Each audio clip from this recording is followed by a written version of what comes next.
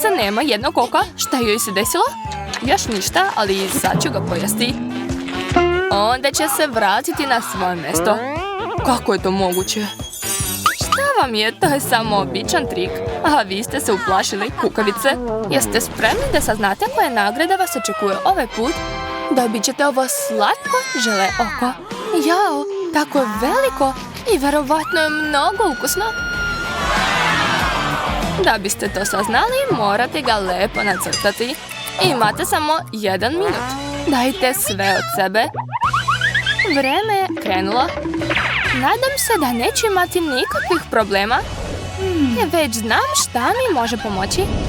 U mojoj torbici za šminku uvijek ima nešto što mi može pomoći. Ovaj put to će biti palete sa senkama. Ulepšat će svako oko. Dakle, odlučila sam da crtam uz pomoć nje. Izgleda super. Stvarno mi se sviđa. Mada flomaster također neće biti suvišan.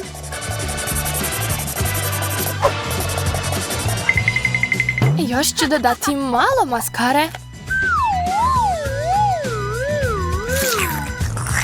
Moje oko već izgleda kao pravo, ali nešto nedostaje.